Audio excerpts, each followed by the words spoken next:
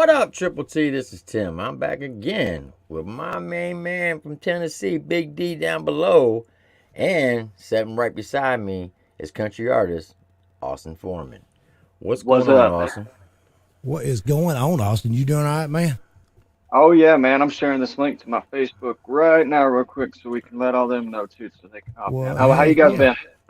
Man, if I Man, I'm could have just done hanging better, I there could like stand myself. I'm just hanging there like a hair and a biscuit, like always. But anyway, There you go. Boy, you kill me. Let's see. You kill me. yeah, I don't like no hair in my damn biscuit. That's for sure. This is a saying we've been saying for years, man. Oh, So how you all right, been, cool. Austin? Man, I've been really good, dude. I'm just freaking doing thing and having fun, and same thing I always done. You know, Right. living it.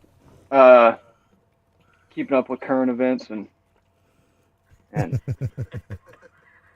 speaking very loudly on them. Somebody's got their I think that's YouTube me. on. That was me. That was me. I What is noticed you've going? been, I Go noticed ahead. you've been busy.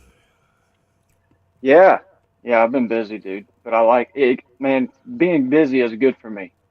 It's good. I think it's good for everybody, honestly. But it's good. It keeps me out of Keeps my you keeps your mind out of clear. trouble. Yeah, that's right. Keeps your Yeah, mind clear, man.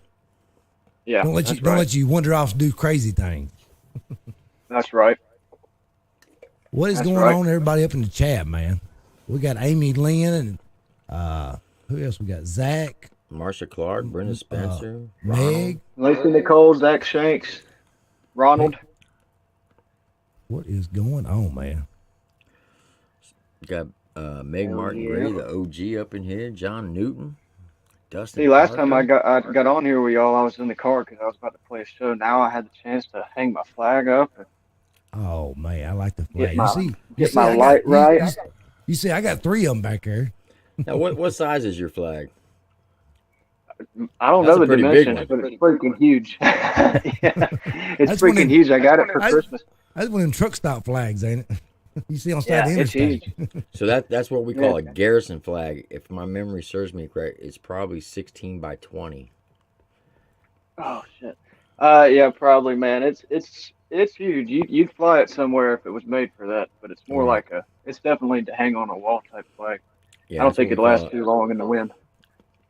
Is it cloth? Huh? That's Yeah, cloth, right? it's like very thin fabric, kind of like silky type Yeah, fabric. trust me, it'll last because that's what we fly on military installations. That's what we call a garrison flag. Oh, that. Hey, what's up, Tater Gang? He told me he was gonna come on here today. What is going on? So let me ask you a question. Since I know you've been doing music for a while, but since you hooked up with Johnny Cashville, how has life changed for you? It's become very different. It's more of a job, but in a good way. I hesitated before I said it's more of a job because I didn't want to make that sound bad. But Right. Right. it's not. I don't mean that in a bad way. I'm learning a lot about the professional side of things, and instead of just sitting down and going on my back porch and doing a video of me and my guitar, I've learned about how the studio works better, uh, how it takes a team to make things happen and how each part of that team works together and all that. I mean, it's just and it shooting these music videos, man, and going back and forth to Nashville and stuff is just an experience, bro. I mean, it's anybody that does what I do. This is the beginning of what you've dreamed about doing, your whole life. So um, Right. it's cool, man, and the connections too. Johnny's an OG, bro, so he knows everybody in this game, Yes, he does. everybody, and they love him. You don't find very many people that are enemies with Johnny. Um, And so with that, they love me. I mean, Savannah shouted me out, Jelly shouted me out, uh, Moonshine Bandits, and all of them, really. Well, actually, Just out of pure I seen you respect. got some support today from Upchurch. Matter of fact, correct? Oh yeah, bro. Yeah, he hopped on and he hopped on my last YouTube video, which is which is funny as shit. If you haven't seen it, you should watch it.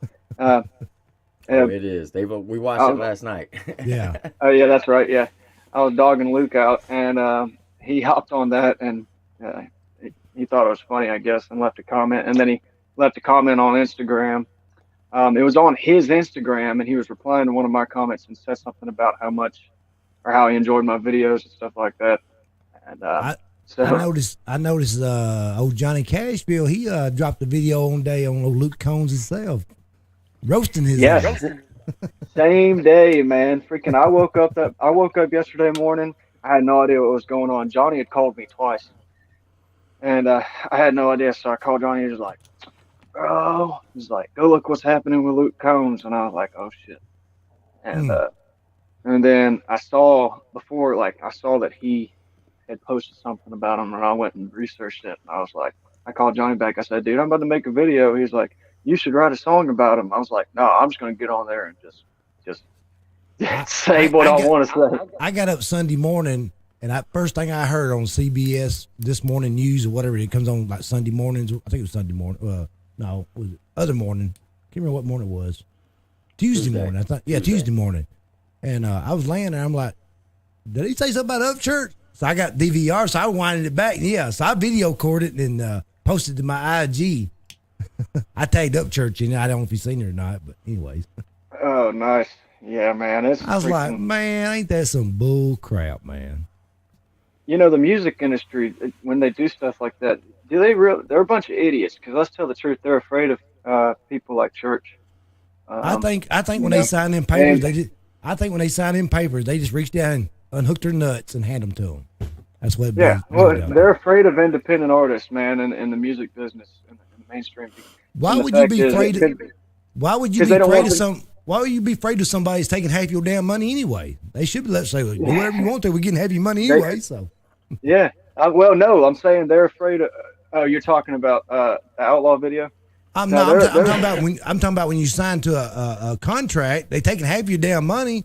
So why can't you just say what you want to say? I mean, hell, they're getting half your money no. anyway. Most people when they sign a contract, they get all their masters. Oh, does it? With, yeah, most of them. But now I'm talking about the record labels are afraid of independent artists that Oh, aren't signed, like Upchurch, because they're getting so many streams and that they're afraid that's going to take away from their business, and it is taken away. So what they don't realize is when they went and made a big deal out of this, when it comes to trying to get more attention, they actually gave Church more attention. It's just what they they're- say, free Blisby is better than no Blisby, whatever they say. Free yeah, right, publicity, right, yeah. yeah. Yeah, but No, that's that no like publicity is bad. that's like the fake news. They trying to crush the right side news and all the other news, so because they get more numbers than they're getting. They hating that, so that's why they're trying to get rid of that platform. So I guess Yeah, it's basically working like a news is too. So Well, I yeah, said man. last. And Go ahead. I was just gonna say, and it doesn't work like it used to because people have the internet and everybody's allowed to talk to each other now. And we're all starting to realize it's a bunch of bullshit. But yeah, anyways, it's yeah, yeah. We Well, figured that out real quick. I said last night when I did the live reaction on the whole situation called cancel culture. I said the mainstream music industry in Nashville is trying to cater to a very small group, the minority group. Okay, and they're trying to please them. I said, why would you want to try to please a very small group like that? Number one, they don't buy your CDs, they don't buy any of your streams, they don't go to any of your concerts, they don't daggone buy any of your merchandise, they don't even listen to your music. So why are you trying to please them? Only thing you're doing is putting a division through the industry, and you're losing fans for it because they realize that you're selling out to the far left. That's basically what the music industry is doing in Nashville right now. Yeah, bowing down to them, man. Do you yeah, agree with that I statement? think I think that what they did is okay. You know, because Morgan Wallen's, and I said this in my video, so you remember, but Morgan Wallen's sales skyrocketed right after he got called a racist and Mm-hmm. all this other stuff. And it's almost like Luke Combs me too'd himself or tried to, because he's like, it's like he looks, oh shit, you know, I want my sales to do that, and he goes, well, hold on, pick me. I used to be racist too.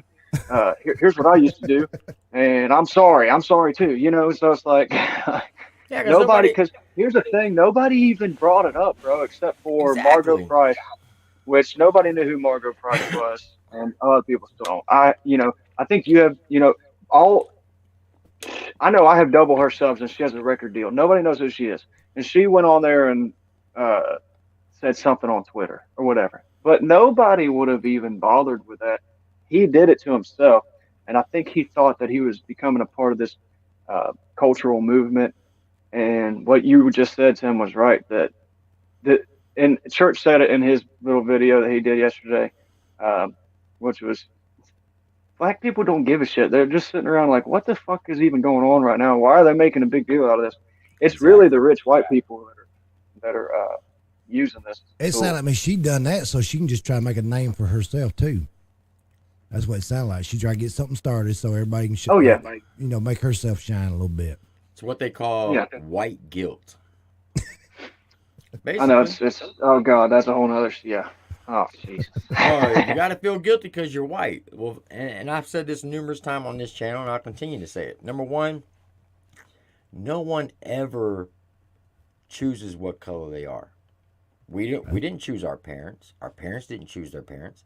God chose our parents. God chose what each person on this earth, what color they're going to be, what nationality they're going to be. We didn't have that choice. Only God did. So I'm not going to be ashamed for being white. I'm not going to apologize for being white. And I've said this Yeah. numerous times as well. There is no such thing as white privilege. If you have to go to work and pay bills, and pay your taxes, you don't have white privilege. The only privilege in this country is wealth privilege. That's Doesn't right. matter if you're black, white, Hispanic, Asian. If you're wealthy, you're privileged. And that's it. So this Yep. whole white privilege stuff and being uh, saying that you should feel guilty for being white, that's a bunch of hogwash. Yeah. Yeah, man, I agree. If anything, it's the opposite way with stuff like affirmative action and things like that. But Mm-hmm. that's a there's a subject there that you could really dive deep on because I have me, if you don't know yet, I'm very opinionated. So, Well, last night in I- my live stream, I even said that the Black Lives Matter is working with the Biden administration right now, and they're asking for reparations. Okay, fine. You want reparations? We'll give it to you. However, before we give you reparations, let's go give all the land back to the Native Americans first. And if you're not willing to do that, then you can't get reparations. It's that simple. yeah, That's right. And number yeah, two, if you really want reparations, go get it from the actual people who sold you into slavery. And who was that? Their own race in Africa. But that's the yeah, part of yeah. the There's a lot of history. things. That's the part of the history that they do not teach anymore in high school or in That's right. school in general.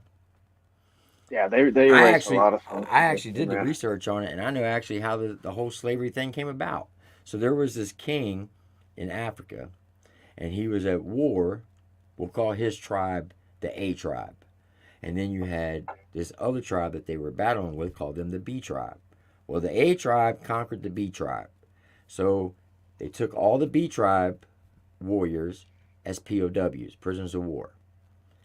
Now, the king of Spain came over to Africa, and they were doing a trade deal between this African king, who was part of the charge of the tribe A, and he was doing a trade deal with the king of Spain.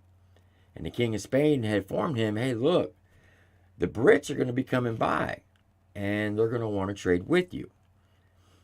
And they're getting ready to go look for new land, but they don't want to work the land. What can you trade with them? He's like, well, I got all these prisoners over here. They can either trade me for these prisoners or I'm going to kill them. Either way, they're going to be gone. So let's play devil's advocate. Let's say Christopher Columbus and all the colonials never went to Africa, never made that trade deal. And let's say that king, who was part of the charge of the A tribe, killed everybody in the B tribe, right?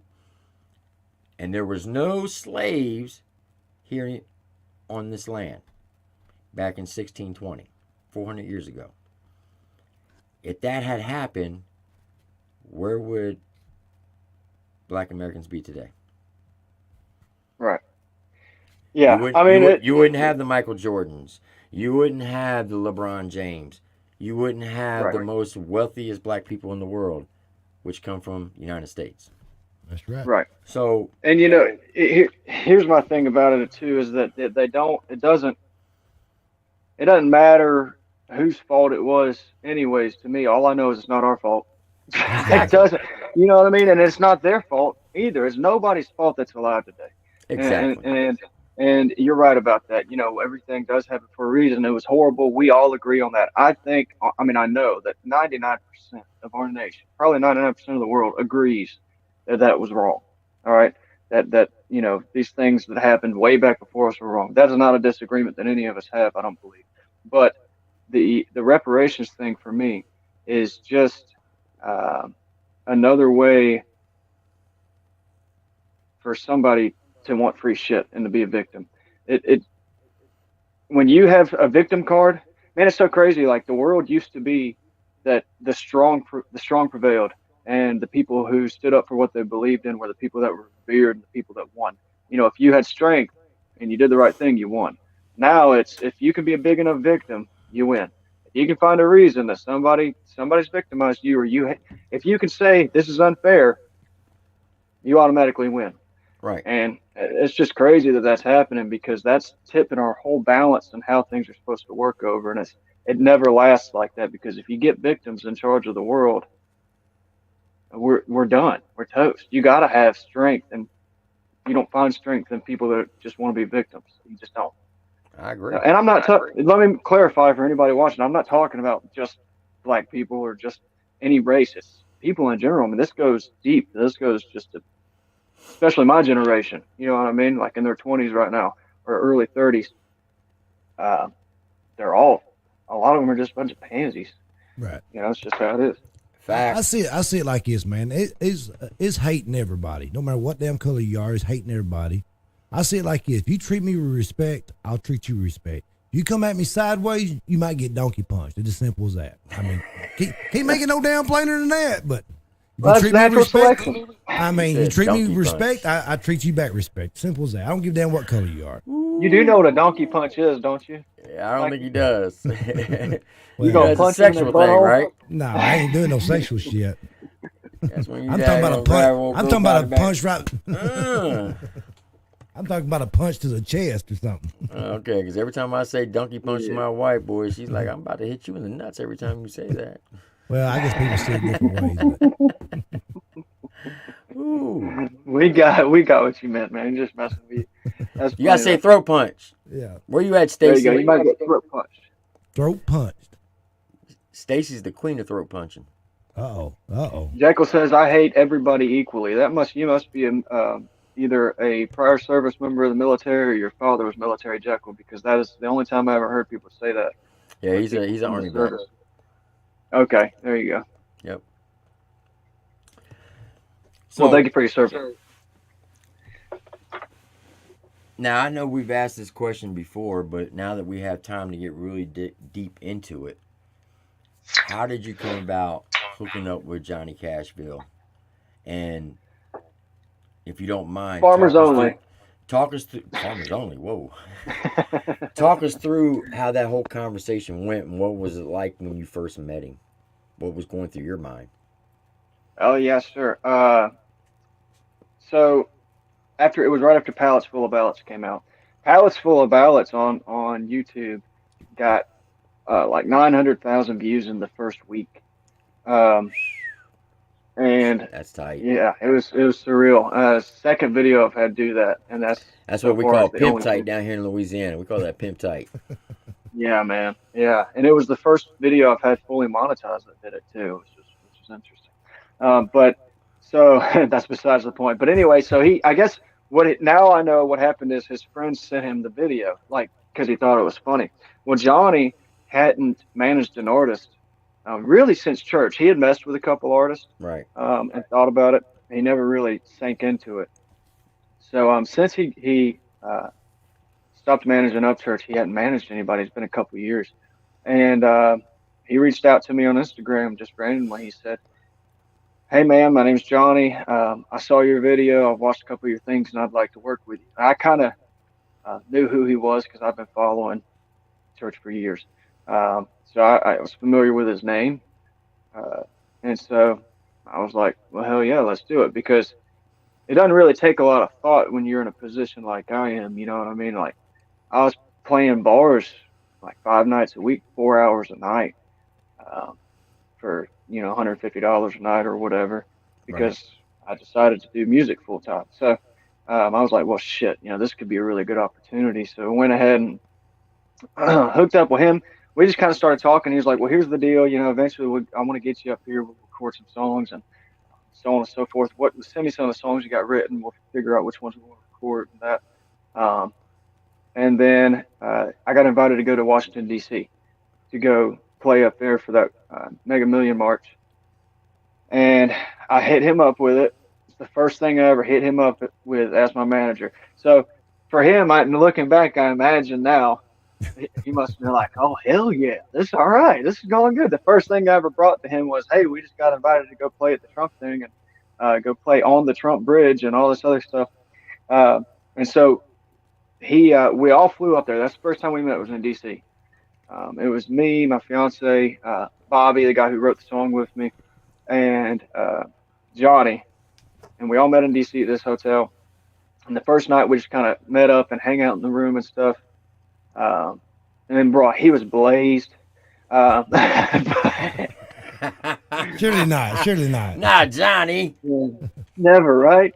No, it was fun, man. We instantly clicked. That's something, man. My circle is very, very small. I really don't have friends. And not to say that I wouldn't consider you guys friends, but when I say friends, I mean people that I would go hang out with on a daily basis. Right. I really don't have that because I just don't trust people, or I don't know. I don't click with a lot of people because I don't know. I overthink things. Maybe I overanalyze people, and I see when somebody's being fake. So, Right. Johnny, we just clicked, man, and it was just like super real. We exchanged funny stories and stuff like that. I got a little bit of his history. Um, and I knew that he had an established track record. We shot the music video there in DC during the Mega Million March, which turned out great. I couldn't be happier, like for our first music video and stuff. Um, it was cool because while we were there, so we played this Trump Bridge. We like drove around and played, and it was the first time I'd ever played somewhere that wasn't my hometown, where a lot of people recognized me, just because that video had just gone viral. You know Right. what I mean? So, and of course, these were all Trump supporters. So it was the coolest thing ever to see people singing that song, and then like coming up and wanting to take pictures with me or like walk. Uh, it's really surreal the first time that happens. And so um, some of that's in the music video. Actually, those pictures you see me taking with random people and stuff like that in the music video, they weren't staged. The cameraman was rolling. Uh, it was awesome. We got lost at one point and separated from Johnny. He told us he was at the Lincoln Memorial, so we like walked 5 miles to the Lincoln Memorial, and yeah, because all the streets were closed. We walked like 5 miles to the Lincoln Memorial, and then we're like, "Where the hell are you, dude? Like nobody's here." Because he said Rush Limbaugh was speaking. There were no speakers. We get over there, and it's like a few people taking pictures by the water. He's like, "Well, all right, look up. Do you see an American flag?" And I'm like, "Dude, we're in Washington D.C." I'm like, "Bro, yeah, there's like 30 flags. There are flags everywhere." Well, I'm talking about the one that's right up by this light or something. Like, but he's like, "Dude, I don't know. I don't know for Yeah, a he fact, must but really been blazed. I was about to say he's probably blazed then too because marijuana is legal in DC. Yeah. Well, we know not to ask him any questions when we come to Nashville. Don't give us no directions, Johnny. No directions. So he's like, all right. So finally, we find out he's at the Supreme Court. Okay, so we go. I'll walk all the way, dude, and that was 2 miles the other way from where we originally were. So we walked, and it was cold. Oh God, man! And we walked all this way. I had my guitar and all this. We walk all the way to the Supreme Court. They're doing the thing. Well, the video guy that we were using was from DC. He was the one that told Johnny that we were at the Lincoln Memorial. This dude is from DC. Oh my God! Um, You can't mistake them the Lincoln Memorial. when I asked him, he was like, "Bro, I'm so sorry, bro." He was like, "Bro, I'm from here, but I never come downtown." I'm like, "Still, bro, the Lincoln Memorial has a big dude sitting in a chair." Right. it's pretty. It was in Forrest Gump. Like it's pretty obvious what the Lincoln Memorial is about, anyways. Yeah, so that's an ongoing joke now. Every time he does those little question things on Instagram, I always type the question, "How do you get to the Lincoln Memorial?" Um, but at any rate, after that, man, we just hit it off, bro. Went back home to DC. Like 2 weeks later, I was in Nashville. Um, we were recording. We recorded like 6 songs, and then we shot the music video for Home Sweet Home the next day. And we've just been on it ever since. You know what I mean? We've got a shit ton of songs recorded, I and know I'm he actually called. going back here soon. He flew out of Tennessee on Friday to get to DC, correct? Um, Cause dude, I y'all don't were, remember. yeah, cause y'all I y'all don't were there remember. Saturday to perform, right? Okay, yeah, sure, yeah, yeah, because we went the day So before. Yeah, we flew up the day before. he called me Wednesday night. It had to be about 10:45 Central Time, and he's like, "Bro, what are you doing?" I said, "I'm doing a reaction." Why? He's like, "Man," he said, "I need you to go look this guy up and start doing some stuff on him." I said, "Well, who is he?" He said, "Austin Forman." I said, "Okay, who's that?" He's like, "He just did this song called Palace Full of Ballads." I'm like, "All right." He's like, "I think I might have the opportunity to be his manager." He said, "But I'm not sure." He says, "But," he said, "I'm telling you, man, this guy, he's going to be the next X Factor when it comes to country music." Now, prior to that conversation, this is how me and Cashville actually started talking. It was right around uh, the hurricanes last year here in Louisiana. We had a big one hit Lake Charles in 6 weeks, which was Hurricane Laura, and then 6 weeks later was Hurricane Delta. Well, about a month before Hurricane Laura hit, uh, he messaged me in one of my video comments. He says, "Hey, how can I get your number?" So I went to his Instagram. I said, "Well, what do you need?" And he says, "Well, I'm about to do a video and I would like for you to react to it, but I don't want nobody to know about it." I'm like, "Okay." So I gave him my number and I didn't hear anything. 2 days after the hurricane, I'm in Walmart trying to get some supplies. We have no power. My phone rings. I look down. I'm like, 615. Why does that sound so familiar? And didn't realize that it was Tennessee. And when I answered, it was Johnny. And we just started talking. We were on the phone for 4 hours. And we talked about anything and everything. And he said the reason why he reached out to me because he said that, this is right around the time that he lost his brother Zane. And he just said that, he got some good vibes from me. And he just wanted to sit down and just talk to me. And I was giving him some friendly advice. I was quoting some stuff out of the Bible to him and, trying to help him through his grieving. So we developed a relationship that way. So we had been talking like weekly all the way up until he linked up with you. And we've had some deep conversations, let me tell you. And some emotional and some are funny, and you know how Cashville is. Yeah. Well, when he called me that night, Austin, I could tell you, I could hear it in his voice. He sounded like a kid the night before Christmas, like Christmas Eve. He was so excited. He didn't want to go to bed. His mind was going a mile a minute. He was just rambling. I was like, "Johnny, calm down." I said, "Bruh, you ain't making no sense right now." He's like, "Man, I'm just so hype. I'm just so hype." I'm like, "Look, I'm so proud of you. I'm happy for you. You deserve this." I said, "Things happen for a reason." Because, you know the whole story. And I'm not going to go into it, but you know what I'm talking about. I said, "Trust me, man. This happened for a reason. Yeah. You and this kid are going to go to the top." He's like, "Man, I believe so. I hope so. I hope you're right." And then, of course, y'all did the video of the Palace Full of Ballots. And then you came out with Home Sweet Home. And it's just been nonstop ever since. And he did his song, Harley. So Yeah. the moment that he hooked up with you, he was basically like flatline. And now he's been rising ever since. And I'm so glad, me personally, I'm so glad that you came into his life because he probably won't say this to you, but I'm gonna tell you, you actually saved his life, kid. Because you gave him a purpose again. Yeah, So we've I had want to some thank you for long that. talks. Oh yeah, man. No, we've had long talks. I understand exactly what you're saying, man.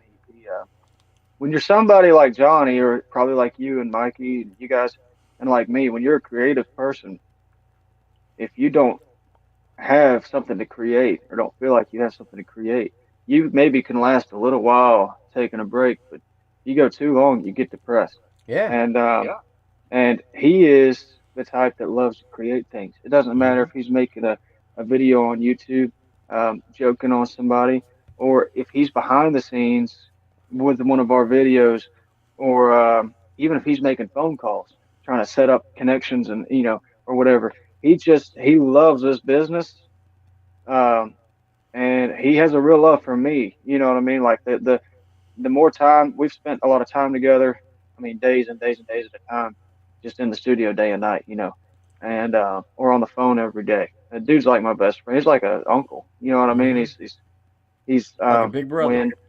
hmm when I got myself into trouble, man, he was the first person other than my old lady that I wanted to talk to. And he gave it to me straight, like anybody that loves you would.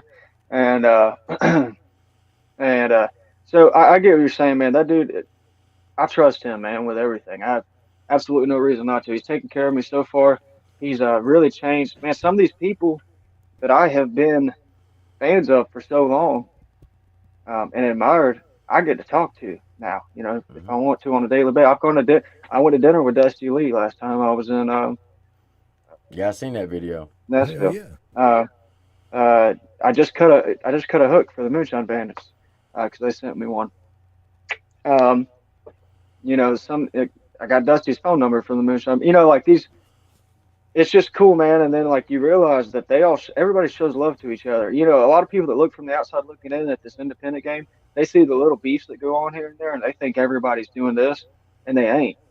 They Right. really ain't. I mean, there's a couple here and there, but really those beefs have pretty much died down, except for right now you got that Burden and Burden and And uh, Kasky. Kasky thing, yeah. But for the most part, you don't have them. You know what I mean? Now, I did take a jab at Honest in my last little Luke Combs Yeah, video. I was gonna ask you about that. Look, I grew up in Maryland. Okay, I went to high school in Frederick County, and I ran the streets of D.C. If anybody says that they're from D.C., they're they're about as country as Barack Obama is. Okay, Well, here, there's no I'll country in D.C. I'll keep it real with you. We found out, and this is I don't know, man, for a fact. Here's the thing with Honest, bro, and it's not like I don't like the dude as a person. I was really poking fun at him, Well, before you but go on that, let me ask you this, because I was watching your Instagram live when you were like 2, 3 days prior to you doing your supposed interview with Honest, and that was the live video where Cashville's son's best friend called in with COVID and his mom yelled at him about being shut up. You know what I'm talking about? It was that hmm video, and I chimed in, and I was at work, and I got off, and then you got on with Honest.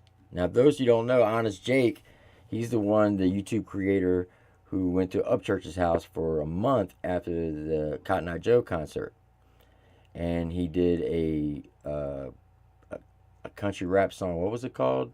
Um, Hell, I can't remember from the now. backwoods or something like that. Yeah. Yeah. Mhm. Well, he also put out like he's best friends with Dylan Talks, and they were doing a live stream, and he's like, "So what about so and so?" And he's like, "Well, I'll just say it. Fuck Johnny Cashville." Now, how did you go from talking to Honest like 3 days before your interview to not having the interview? Because you never did the interview, correct? I did an interview with John. I mean, with Honest. Oh, you did? Um, this was before I did an interview well before any of this happened with Honest. Honest had I don't know like 1,000 followers or something like that, and I think I had just put out Home Sweet Home, I think, uh, or maybe it was a little before that. And I did an interview with Honest. I talked to Honest. Me and Honest had swapped messages, video chats or whatever, um, and we got along fine. Uh, what happened was he and I saw the screenshots. Johnny had messaged him, he said, because Johnny's the type dude. He loves helping people. Like he wants to be involved. He sees somebody that he thinks might do well. He wants to help them. He wants to get involved. Right. And Honest still had, I think he only had like 1.1 thousand subscribers on YouTube. No, he didn't even have 1,000 at that time. Oh, you're right. You're right. He didn't because now he does. Now he does. Yeah. And so he was like, "Hey, man, he had messaged him and said, 'Hey, bro, we should do an interview.'" Well, Honest had just popped into Ghost Ranch at the time, and he had said, or no, this was before that. Sorry, he said something like, "No, man, I heard some stuff about you or whatever that I didn't like," and I guess from what I think, it's you know Johnny caught a lot of shit for Mac or joking on Tom McDonald and for joking on Haystack. Mm-hmm. Okay, whatever. That's what Johnny does. He's a joker. You don't take him seriously. But at any rate, so I don't know what it was, but Johnny's like, well, who's talking shit? Because he knew the people that Honest were hanging around at the time. Exactly. So he was just trying to figure out, okay, because it's not the first time he heard somebody talking bad. And And me and him have had conversations about this as well. yeah, So so that's the whole thing. And then he did get. I mean, he told him. He said, tell me basically who's talking, whatever. He was like, nah, man, I should have just said no. And whatever. Johnny got pissed, of course, like I think most people would, because it's not like it's an internet thing. Like he knows these people, you know what I Right. mean? Like it's his buddies or whatever, So he wants to know.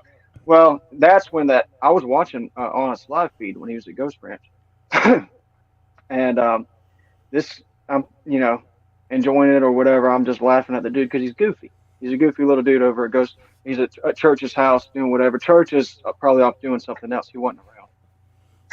Gets on there with Dylan, and I talked to Dylan too. Dylan's a really cool guy. Um, Gets on there with Dylan, and that's when I was sitting there and I'm watching it, and I hear him say that, and I was like, I typed. I said, bro, don't go there, don't go there, because I didn't want him to go there. I was like, bro, you don't. To me, if you're trying to come up in the independent scene at all in this business, the worst thing you can do is start off by publicly disrespecting an OG. You just don't yeah, do because it. everybody on Music Road knows Cashville. You Hmm. can't go down Music Road without mentioning his name because everybody knows Yeah. him and he knows everybody down there. So why would you want to basically bite the hand that's going to feed you? Right. And so at first, I heard that, and Johnny heard that, and I messaged Honest. I said I told him like a day later. I said, hey man, if I were you, I'd take that post down. Just go ahead and get rid of it. That way, whatever. I'm sure you were just bullshitting or whatever, but take it down that way. Because I knew what Johnny was going to do. I knew he was going to get his Oh ass. yeah. And I was trying to save the kid. I'm like, man, just take it down. And I didn't even say anything negative to the guy. And he said, thanks, bud. And he never took it down. So I just watched it play out. After Johnny posted that, dude, that's so funny. His video roasting him. Chunky Monkey jumped in. And that's when I was like, oh no, fuck this guy. Because I had spoken, or I don't know if I'd spoken with Chunky before, but we were following each other on Instagram, and we interacted with each other's content. But I was like watching him talk. I'm like, what in the hell is this? Chunky Monkey was more angry than Honest was, Right. and so I was like, oh, this is retarded, dude. And Johnny made another video on them, and I thought it was funny, but I'm like, man, these guys are getting too much attention. So that's all it is. And Honest did his little reaction, and he dropped it, and everybody's dropped it, and everybody's cool. But it's just I was making that Luke Combs video, and it just came out of my mouth, Washington D.C. Because I said not Spring Breakers from, I don't know, I didn't script it, so I was like Washington D.C. And then immediately I was like, oh, I gotta do it, So, but yeah, he's back up in D.C. now. Who Mhm. Honest is? Yeah, yeah. I talked to him at some point, and he said he was staying in Tennessee permanently, but I guess I guess that didn't work out. So Also, he's not going to be moving to Tennessee now. I don't know if he's moving there or not. I don't talk to him anymore. He had unfollowed me and whatever. Oh no. Here's what. No, I'm sorry. Speaking of that, this is why I ended up saying anything about the situation. I went on Chunky Monkey's live. I didn't say nothing. I literally said nothing. We were still following each other. This is like day after this happened. And I just watched his live. I was just because immediately as soon as I turned on his live, he's like, "Yeah, so the beef between me and Johnny Cashville." And I'm like, "Oh Jesus, you freaking not chunky monkey. Talk about underweight ape." But I'm like, dude, come on, bro. Like you're clout chasing so hard right now. Going live on the beef between me. You don't have beef with Johnny Cashville. You wish you did. But anyways, I didn't say anything. I didn't comment anything. You know, you could see when somebody joins your live. Right. Well, he goes, oh God, hold on. Here's his puppet talking about me, and he kicks me out of as he blocks me. Oh man. So, but what you don't know is like when you block somebody and they're watching your live on Instagram, unless I exit out of it, it kind of blackens the screen a little bit, but I can still see what's going on. So he goes, for a second, he goes, all right, sorry guys, I just had to get him out of there. And he's like, starts showing, I don't know, something with Johnny. And so I went and I was on my story. I tried to tag him and I realized he had blocked me. But after that, I was like, fuck him. Man. Fuck him. But no, everybody's cool. I mean, except for Chunky. I don't like that dude. I don't have a problem with anybody else, really. So is I don't have business having a problem Cashville with people. is Cashville and Honest Jake? Are they good now or? I mean, I don't think they talk. I don't think they talk, but I haven't heard anything about it. You know what I mean? Jake's not really. He doesn't seem like the type that's going to come back. Even his reaction video to what Johnny did, he just sat there and watched popcorn and smiled. You know, like, did you see that? Yeah. I think, man. I mean, I think that they like Johnny's content. I think that they're happy that Johnny did something on them. Jake's not going to come out and diss Johnny in a whole video because why would he do that? I mean, Johnny would crush him. And also, I mean, that's not a diss against Jake. It's just the truth. And do you mind if I show them the video so everybody knows what we're talking about? Go ahead, bro. Go ahead. Hell yeah. This is some funny Which shit video? right here. Oh, Johnny. Where he's reacting to Honest's video, his music video. Yeah. It's perfect. Oh God. So Triple T, you're about to get a thrill of a laugh. For those of you who don't follow Johnny Cashville, I highly recommend you do, because this guy is funny as all get out, and he will make you piss your pants. He is that funny. So, this is Honest Jake right here. He's the one who actually hung out at the Ghost Ranch at Upchurch's house for a month. He's a YouTuber and an upcoming, supposedly, country rapper. And he did a country rap song, I think, called Backwoods or something like that. And this is Johnny Cashville reacting to it. Country boy from the backwoods. Yeah. Hold the fuck up, swole up. You from Washington, D.C. You ain't seen the backwoods your whole freaking life. You ain't never shot no 30-06. You ain't never went catfishing. You can't build a bonfire. If I asked you to go into O'Reilly's and get me some breaker fluid, you would do it. You damn sure ain't never been hunting in your life. You ain't ever seen an oak tree. The closest thing you've been to a pine tree is when you wrapped your grandmother's Christmas gifts. If you don't stop it with this fake-ass backwoods country boy shit. Country boy from the backwoods, we get it out the mud. 4W, no limit, liquor thugs, we push and shove. Don't come round thinking you gonna fuck with us. You're about as fucking useless as a fucking pig with wings. The fuck out of here.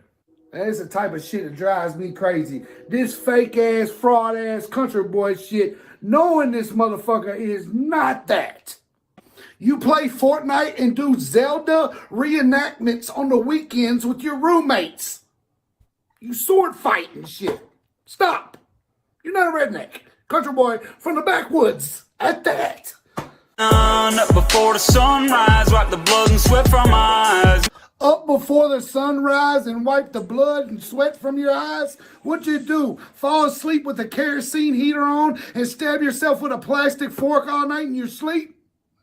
And you're offbeat as fuck. Totally offbeat. If you tread and we fight precise, my advice is you leave us alone on our own property. Oregon to Tallahassee, don't fuck with me. Don't nobody fuck with you, bro. You look like a knockoff little AZ. You're like a fucking generic Jim Carrey. You're about as fucking redneck as Joe Biden at a Morgan Wallen concert. Canoe fishing all day sounds like a life to me. I bet fishing all day does sound like a life to you, but you gotta learn how to bait the hook first, Jack. Watch me complete everything I said I would be.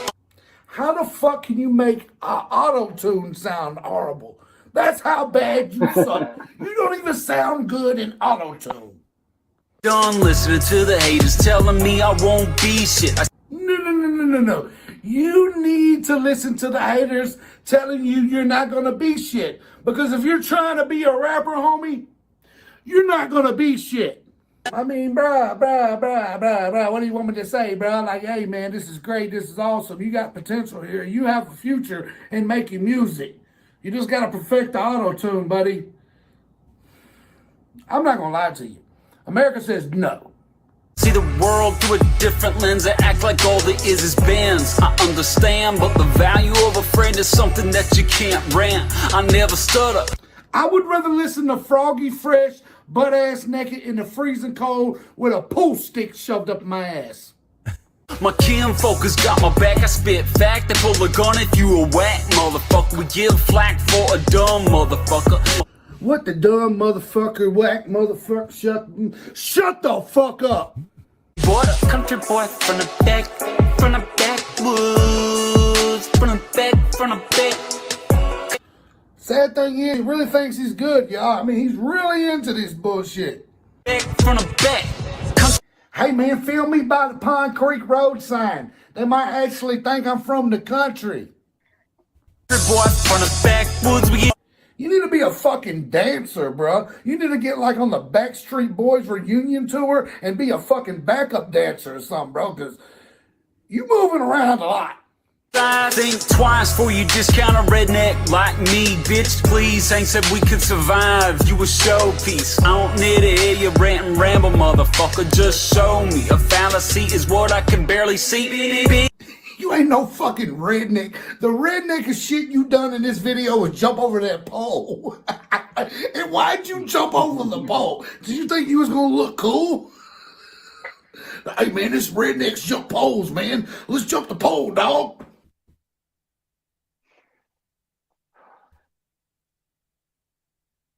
Yeah, I can't decide what's more funny when I watch that shit.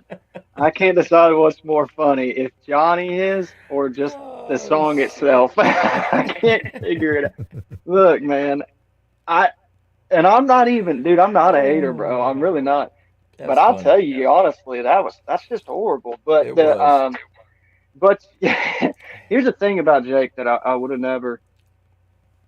As soon as it's like he connected with church for a brief second, which didn't pan out very well, obviously. Yeah, because Church but didn't even comment on his video. and he probably won't. But the because he did that, he rode that out, and a lot of people do this, man. This is why probably church doesn't want a lot of people around. Because look at what they do. Mhm. They like he made like 3 or 4 videos just on church or whatever. He's trying to get some clout, and then he got super cocky. He hit 1,000 followers on Instagram or subscribers on YouTube, and he got cocky as hell. I don't because you're monetized now. I don't know what the deal is, but that's the type of thing that when it happens that early and you see that, it's a big red flag. And You can people that are in almost see it when he for that, first met man, up with. they're going to stay away from it. It's just tough. You can almost tell it when he met up with Upchurch. You see his head swelling up. I like that. Can't be good. Yeah. Which, you know what? I'm all for, like, it's cool, man. I mean, I get it, bro. You're a fan, and it's important to you, and I'm all for that. Like, I have nothing against that at all. Like, for you to, if I was at the Ghost Ranch or whatever, I'd do a video while I was there, too. You know what I mean? But, you could see it, like you said. It's just. That'd be like going. It'd be like Upchurch inviting you to your house. You'd be like, first thing you get there, hey, can we get a picture together and start posting that shit? Hey, I'm hanging out with Upchurch. Yeah. Just all trying to get attention. That's all. I mean, I'm like, you Yeah, know you what? can't do that. Hell with this damn phone. We're fixing to have a good time, and we're gonna put these phones up, and we're gonna ride 4-wheelers and have a good time. Exactly. I put a video out right after he did his first video from the Ghost Ranch, and And in that video, I showed what Upchurch was saying when he was driving back from West Virginia back to Tennessee. You can tell that, that him and his girl just broke up and he was going through some hard times. And I gave him some friendly advice. I said, listen, I said, you might want to surround yourself with people that are good. I said, go back and think about when you first got into the music industry, the game, and look at the people that were around you. I said, you need to surround yourself with people like Deerdorf and Johnny Cashville. I said, when anybody new comes into your life, ask yourself this question: what are they bringing to the table?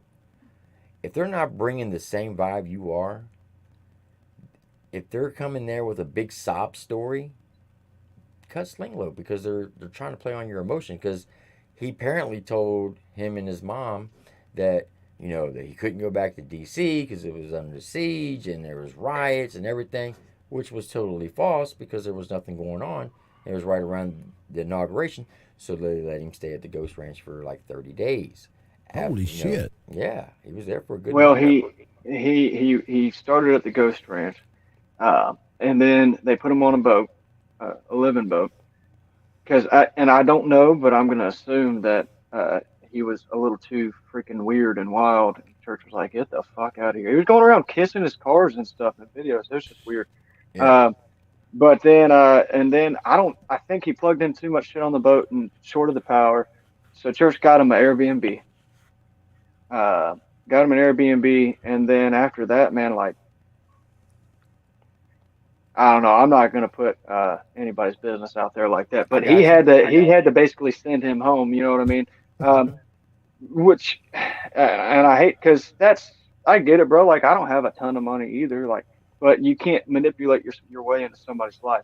People see that, and it's weird. It's like a girl, like a clingy girlfriend. It's just odd.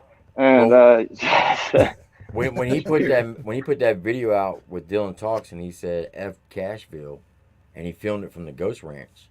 In that same video, I said, "Honest Jake, I'm gonna give you some friendly advice.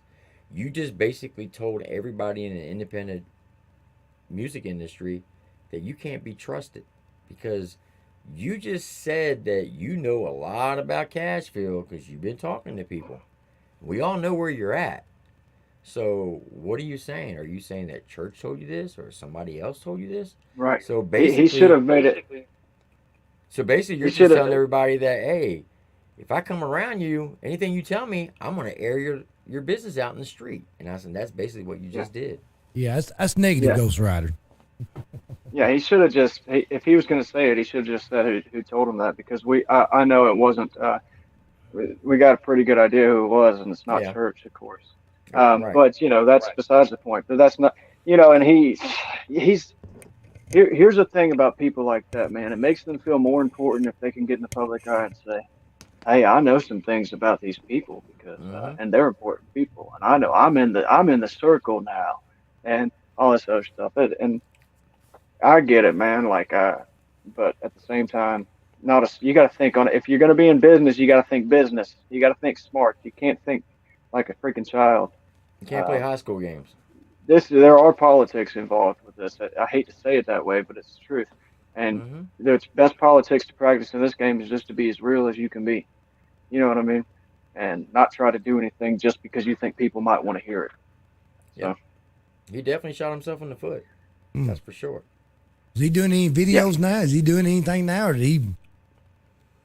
The guy y'all talking about? Yeah, he hadn't posted. He hasn't posted anything in like 5 or 6 days. He was posting like daily.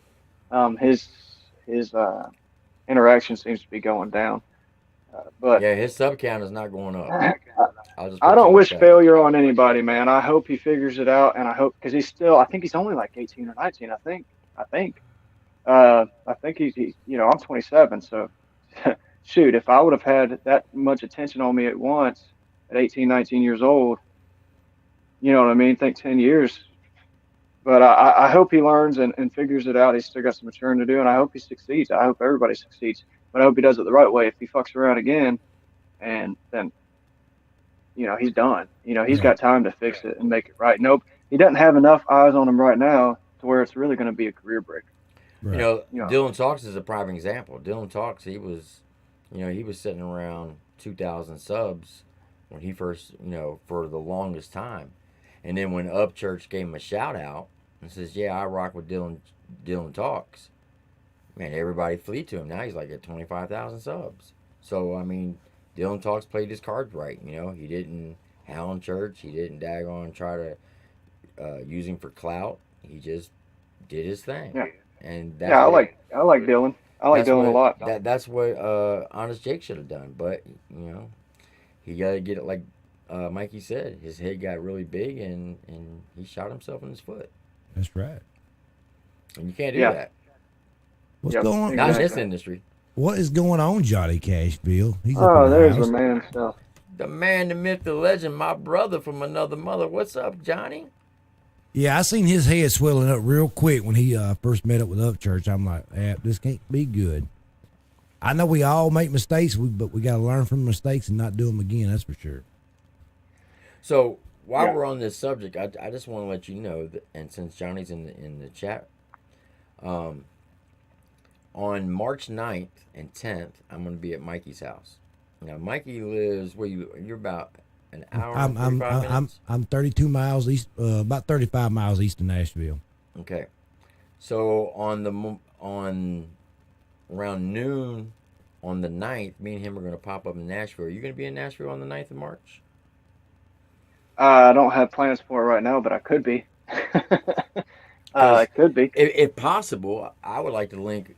Well, both of us would like to link up with you and Cashville because I got a surprise gift to give you and Cashville as well. So But Johnny's Johnny's still in here, so he hears that too. So we'll work it out for sure. If you can make your way up to Nashville on the 9th, I would greatly appreciate it because I would like to get a chance to meet you and Cashville for that matter, and just sit down and we can have a cup of coffee. We don't have to do anything extravagant. Just sit down and talk for like an hour, and I just want to give you what I got to give you, and we can play it from there. If it's okay with you. Yeah, man. Johnny said he might be here. Yeah, we'll figure it out. I'll make sure that we're there, or I'm there. Johnny, you want to come up in the stream? I'm not trying to steal He'd be like, Austin's. he said, "I'm gonna roast you, you Jack." can't. Me and him are like a team, bro. He's not gonna steal anything, man. He's always welcome anywhere I'm at, bro. That's right. All right, so this link is for Johnny Cashville only. So if you're not Johnny Cashville, please do not click on it because you will not be accepted. But Cashville, if you want, come up on in the stream. No offense to anybody. He might come up in here and say, "I'm gonna roast you, Jack." It is Friday night, so you never know. Yeah. Man, he's on top of his content. I'll say that. I remember when Johnny was, I've been watching for a pretty good while now, and I've not watched all his videos, but I'm seeing him climbing every day, man. Every day. He's shitting. He said I'm shitting right now. Hey, apparently Hey, Johnny, we don't give a shit. All right. Yeah, we don't give a shit. You We don't must be give a taking shit a that healthy you shit shitting. after planting that garden all day. Yeah, plant some tomatoes, Some eggplants. eggplant, That's funny. some zucchini and stuff. Oh, yeah. Ooh. Boy. Yeah, man. So let me ask you this. What would you think that some of the legends, if they were alive today, what do you think they would think about this whole Luke Combs thing?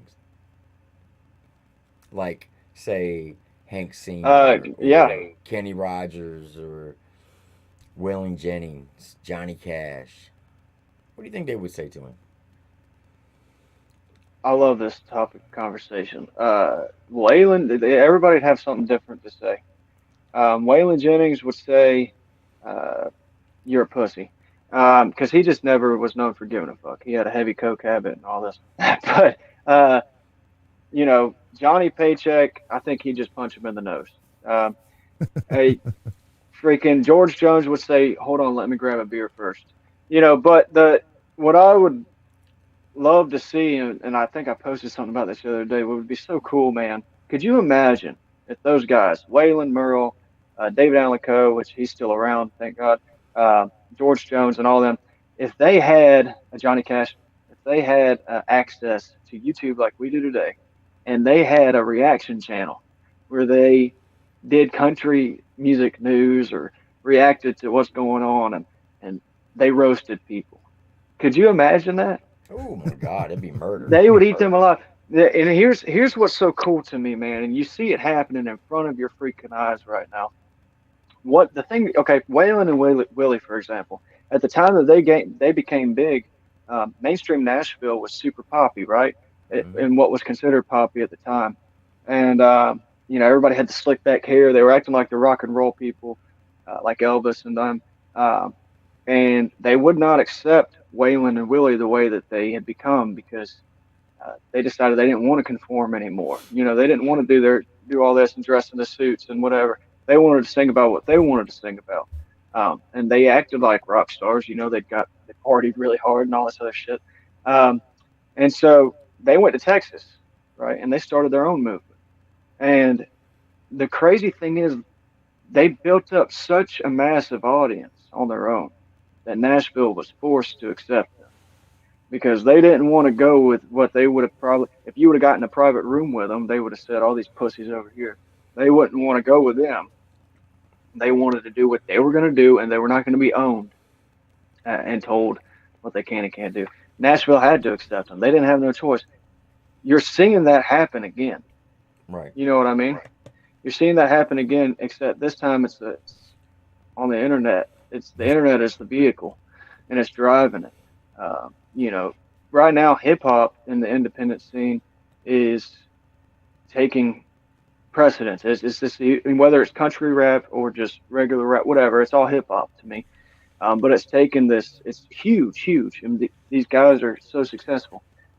What you don't have a lot of are real country singers that are just country singers that are but it's happening. You see it happening. Talked to the dude the other night that's opening for church right now. Actually, his name's Aaron Walker. Freaking awesome artist, great artist. Carly Rogers. You got this guy named Sean Paris, I think his name is. He's starting to come around a little bit, and I like his stuff a lot. And there's a movement happening. A lot of people don't even realize it yet, but it's happening. And Nashville eventually is not going to have a choice. They're going to have to either accept us, which half of us don't care. We don't want to be accepted, or or they're just going to have to bow down and give up because they're screwing it all up. Yeah. But anyways, I get excited when I talk about that because I feel like we're seeing history happen again. Well, I think somebody like Toby Keith, because Toby Keith, he was screwed over by the mainstream music industry in Nashville. They didn't want to give him a Right. contract, and he basically Right. started his own stuff and gave him the middle finger. I think somebody like Toby Keith needs to step up and say something to put these sellouts in their place. 'Cause that's what they're doing. They're being sellouts. Yeah. Yeah. Right. I don't think he will, and some people aren't going to like what I'm about to say, but it's because at the time when he was doing his thing and he was putting out the songs he was putting out that were considered very American and pro-American, and I believe that he is that. But the labels Well, yeah, because accepted that at the he's a time. vet as well. Yeah, and the labels accepted that at the time, so he was allowed to do it. He was allowed to really be himself. Now they're not all about that. You know what I mean? So it's they're really controlling everybody and screwing everybody over, man. Kind Um, of like YouTube is with the censorship. Yeah, yeah. yeah, yeah. It's the YouTube is like a label, man. It's Yeah, crazy. because we're no longer monetized over here for the second time because they're saying that we're putting out harmful content. Because I did a video to bring awareness to sex trafficking on young children, and they said that was harmful content. So when is it? Why is it bad to bring to the American people's eyes to bring forth and saying, "Hey, there's a problem here in this country with sex trafficking. We need to address it as a nation and as a world, as the globe." And they said that was harmful content. And it's And the that's one of same the, video that you got off YouTube, wasn't it? yeah. And I downloaded, I reacted to the video that's on YouTube, Yeah. and it's been on YouTube for the last 2 years. And because I reacted to it, because I think the name of the video is Trump Rescues, what it's called. And there's an artist by the name of Lauren Daigle who did a Yeah, song I'm called familiar with her. did a song called Rescue. Well, this YouTuber took and put Trump in front of the rescue, and he made like a pro-military video and put her song on it, which brought attention to sex trafficking. And somebody sent me the link and asked me to react to it, so I did. And I'm going to tell you, for those who got the chance to see it, it was the first time I watched it. I did it. As soon as I got it, I started reacting to it. Bruh, I never cried so much in my life because I was just thinking everything that was going through my mind. I was just picturing my grandson, who's 3, picturing what those kids were going through, imagining it happening to my grandson. And it broke me down emotionally. And I was sobbing like like a 2-year-old. I mean, it was Yeah. a very emotional reaction. They deleted my video, gave me a warning. So then I went and did a live stream, and I showed that video again on the live stream. They banned the live stream, and then 2 days later we had a independent artist came up here named Doris Ann, who was just dropping the F-bomb after I'm F-bomb. familiar with her. Yeah. Yeah. Well, because of that video and there's 2 sex trafficking videos, they said that I was putting out harmful content and with foul language and promoting cigarettes, tobacco products, because I was smoking on camera. They What? demonetized. Yeah, they demonetized the channel. Have they And the funny watched thing is, anybody else's stuff? Exactly. The funny thing is, a year ago to the day, they demonetized me the first time. Cause see, when I started this channel, I made the 4,000 hours watch time and 1,000 subscribers in 28 days, and I got monetized. Right? Well, I didn't know that you can't watch your own videos, because when you watch your own videos, they're saying that you're messing with the click rate of the views. They think that you're trying to pump the views up. So what I would do is I would upload a video when I'm at work and I'm typing on my computer. I would pull my phone out secretly and I'd sit there and I'd watch it and try to critique myself, see how I can get better. Well, apparently you can't do that because they're saying you're messing with the click rate. So they demonetized me for that for 30 days. All right, cool. So since then, I don't watch any of my videos once they get uploaded. And then I did those 2 videos to bring awareness to sex trafficking. And then with Doris Ann came on, they said I was putting out harmful content. Yeah. So they demonetized me 1 year to the date. I got demonetized the last time. I don't think the smoking and maybe her dropping the F-bombs and all that, I think it had more to do with that Trump song. Yeah. All the political stuff that we do over here, you know, Yeah. because that was right around the time of the election and certifying the ballots. We were doing live stream after live stream. And, you know, they said you couldn't come out and say the F word. You couldn't say that nothing was illegal about the election. And, of course, we, you know. Yeah, man. See. So they demonetized You us notice for you that. don't see a lot of fact checking going on anymore. You don't No. see a lot of. Yeah, Fact it's checkers not went to happening sleep. anymore. Yeah, they don't care anymore. Just like, you know, heart disease, cancer, and the flu, they took vacation this year. Yeah. Because even the area that I live in, they're saying there's 0 cases of the common flu. It's all COVID-19. How is that humanly possible? Means more money for them. Yeah. Oh, exactly. Exactly. And- Dude, you know, I don't even and pay we- attention to what they say anymore because I don't believe a word of it. I just don't. So if I pay too much attention to it, I get real fired up. You know what I mean? I just down here, dude, where I live, you don't even have to wear a mask in the Walmart. The people don't. Yeah, give we're a down shit. here either. Yeah, You I mean don't- nobody you gives a shit. You don't hear neither. I mean, you can if you want to, but, you know, you ain't got to. Yeah. Oh, dude, I hate you see the people riding in the car by themselves with a mask. I see them all the time. I'm like, are you dumb, stupid, or dumb? You're in your own car by yourself. Why are you What's wearing a up, mask? 6'9"? There you Right? go. Yeah. All right, so the Hell next yeah. topic I wanted to get on, if you don't mind, because you said we were going to talk about anything and everything. So, Yeah. and we talked about this before. You know, you got into a little jam, and we spoke on it, I remember the day that it came out in the media. Matter of fact, Mikey sent me the link. He's like, "Did you see this?" And I was like, "Nah, this can't be real." First thing I did is I called Cashville. I'm like, "Johnny, is this real?" He's like, "Yeah, bro, it is." And we started talking. He's like, "Man, somebody told me I should just don't say nothing." I was like, "Bro, don't. Honesty is the best policy. Just come out, own it, get it over with. Because if you don't, it's gonna come back and bite you." And y'all did, and I thought that was great. So since that time has passed, how's life changed for you?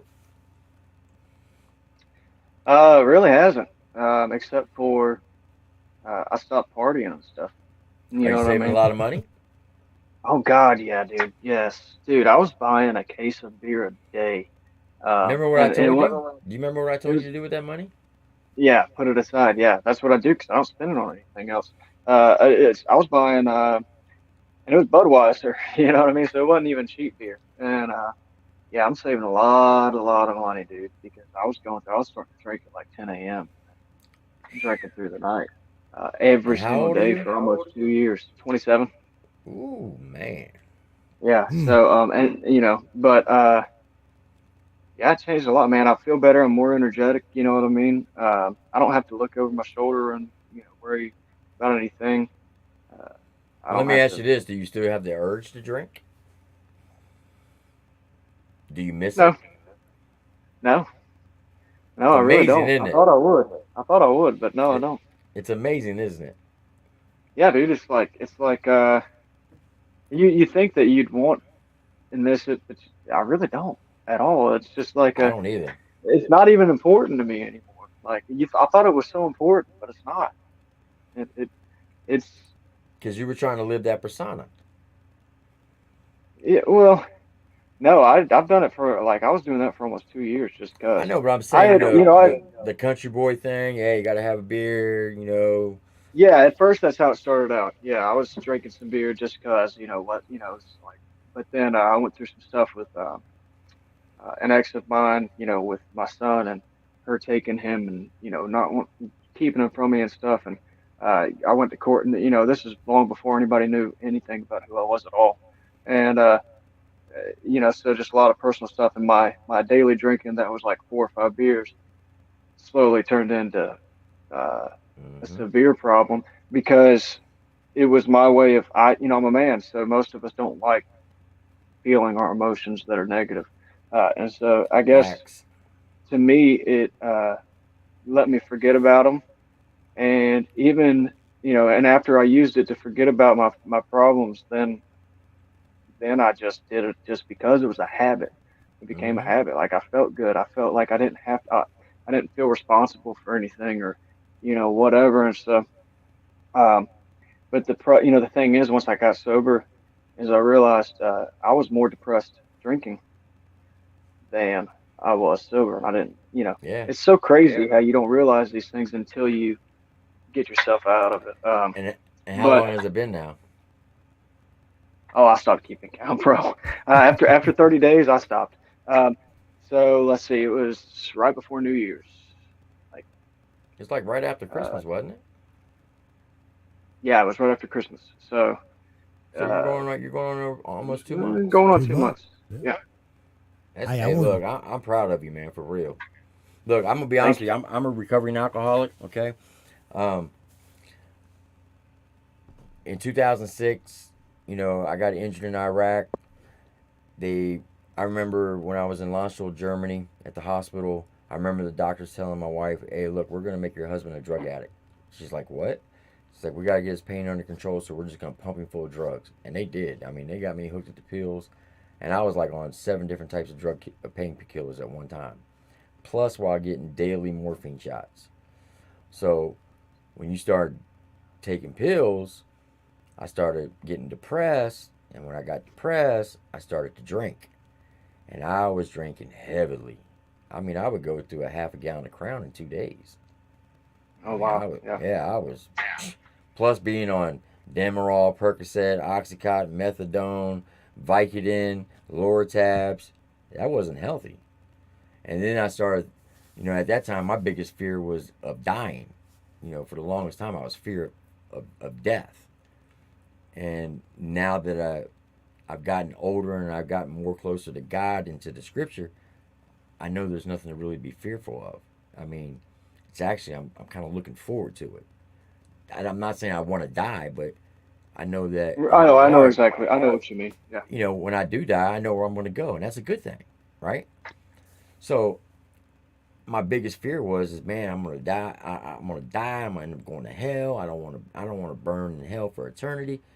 And I started fighting those demons and with depression and top it off with PTSD and dealing with the painkillers and then the alcohol. Man, I spun out of control. And I was like that for, God, almost 3 years, all the way up to 2009. And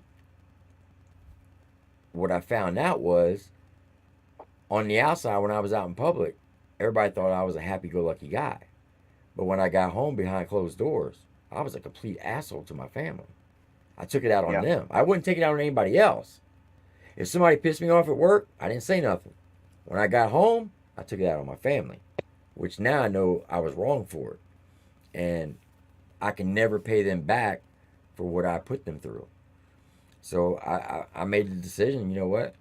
I'm just going to quit. And I quit cold turkey. Yeah. And bruh, you want to talk about DT. When you're going through detox by yourself, that is the hardest thing I ever had to do. The hardest thing. But it was well worth it. Hell yeah. Yeah. Hey, I want to give a big Absolutely, shout out to, we got Knuckles up in the house. Big shout out to Knuckles. Uh, He told What up, everybody go Knuckles? follow her. He said, yeah, Knuckles. He said, go follow Austin over on YouTube. Yes, sir. IG. yeah, man, I and all love that. Knuckles. Knuckles is a great guy, dude. I like him. He's always showing love. Always. So I just wanted to say personally, I am personally proud of you. I think it shows that what type of person you really are. It shows what type of man you become. Even though you only been with Cashville for almost 3 months, you have matured drastically from the first time we talked until now. I can see a 180, 100%. So I just want you Thank to you, know, bro. from man to man, I got the utmost respect for you. I think you're super dope. Like I told you before, it's like the angels came down and they put golden vocal cords in your pipes, because boy, you can sing. God, you can sing. If I I appreciate had that. your talent, I'd have about 10 ex-wives, because I'd be singing the panties off of them, boy. Let me tell you, I hear you, dude. I hear you, bro. man. Now, when you go out on tour, that's the next thing you're gonna have to worry about, because they're gonna start throwing panties at you. And look, hey, you got to make sure the missus don't get jealous, because it's gonna happen. They've been doing that since high school, man. I just keep it. Now, if they I come keep my out with stuff those straight. big ones, yeah, you can use those for like GP medium canopies for your umbrellas on your back porch. I don't know. As long as they ain't white, I don't want to have to go on an apology tour. Don't want to have to be. I mean don't Some want to big be. booty Judies. I don't want to be. I don't want to be called. I don't want to be like Luke Combs and be a racist. Okay. That's right. Hey, make sure you plant a garden. You won't be. You're, there you go. That has got to be the dumbest thing I ever heard in my life. I still can't get Bro, over did you that. like? Did you like how I started that video with that, bro? I was like, Hey, I man, love that when you went. Hold on for a second. Hey, babe. Yeah, can you pick up some tomato seeds? No, babe, really, I need them. Luke Holmes says I'm not country enough if I don't plant a garden. Dude, I about dude, fell out my Tim, chair. why don't you play that video so that these people? Hey, I Yeah, let's will. check that out. That is funny Let's as do it, all man. get out. Do it, because I don't get to watch it with other people. Ooh, that Which shit I don't was watch. hilarious. It's weird watching your own stuff, but there's like 40 people in here. Let's see. That's right. Y'all ain't followed Austin yet. Y'all go over and check him out on YouTube and IG. If you don't follow Austin Forman, you're either dumb, stupid, or dumb and sleep underneath a rock. And I Don't got take it about personally. I got like 20 minutes left for you guys. Is that okay? All right. Yeah, that's cool, man. We're here All to. I mean, Do that's not whatever you exactly on the dot, but you know what I mean. Right. I got We know you got a curfew, man. You got to be in bed by a certain time. Yeah, man, I wear the pants in my family. She just tells me which pants to wear. You know what I'm That's saying? right. So, That's right. We know that you can't hang with the big dogs. Got to stay on the porch with the pups. Because, we're some old cats over here. We like to rap. Or we like stuff about rap. Like wrapping Christmas presents and vehicles. Things like that. there you go.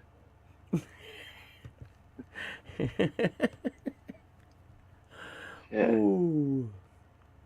Yeah, but I do hope you do get a chance to come up to Nashville on the 9th because it'll it'll be off the chain. That's right. Oh man, Especially with yeah, we'll make it happen easy. especially with this knucklehead right down here below me. When you get around him, oh my God! Look, me and him And had. Mikey, you've been quiet tonight. Well, Oh, Tim ain't trust let me me, get a word in edgewise, so I'm just reading comments. look, He me and wants him me to catch up had. on my reading skills. Me and There you Mikey go. had like private conversations for like 2-3 hours where I've actually videotaped them. Oh my God! You want to talk about comedy? I can almost daggone release it and make $1 million off of it. It's so funny. Oh man, we can't be doing that now. All right, so this is Austin Foreman's response to Luke Combs is a sellout. Watch this video. Where have the rebels gone? Well, fuck, I don't know. Probably out planting gardens or something somewhere. Well, Luke Combs done come out and apologized for doing something so horrible. He apologized for a 2015 music video he was in with Ryan Upchurch, where he has the demon flag, the flag that must not be named, the flag that has everything to do with hate and nothing to do with Southern heritage. The rebel flag. In the video with him. Not only that, but he got caught with pictures of the flag on his guitar. Damn, bro. So he went ahead and apologized for it and gave some speech about how he's learned and all this shit. Bullshit. I'll tell you what you learned, Luke. You've learned how to capitalize on people being victims by apologizing for shit you should never fucking apologize for because you think it'll make you more money. I want you to think about something. Morgan Wallen just got caught saying the N-word to his white friend about his other white friend. That's besides the point. He got caught saying this. It was this big fiasco. And guess what happened? His sales skyrocketed. They said his sales quadrupled. So what do you think is going on here? Now Luke Combs just randomly comes out and apologizes for the use of Confederate flags? Bro, I ain't buying this shit, man. And Luke, you're a fucking sellout.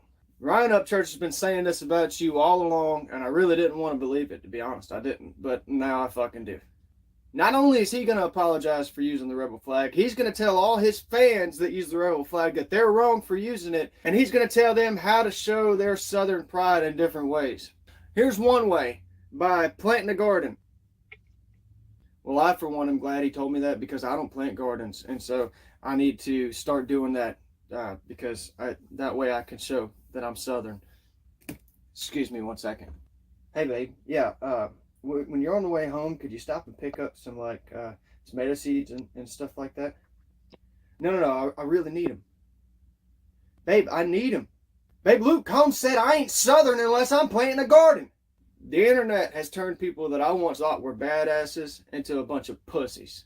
This is my best way to describe it. Have you ever been to somebody's house, like, for the first time, and they're having, like, a gathering, and when you walk in, right there on the floor are, like, a couple pairs of shoes and stuff, and you look in, and you see that other people don't have their shoes on, like, people have automatically taken their shoes off when they went into the house? That's happened to me before.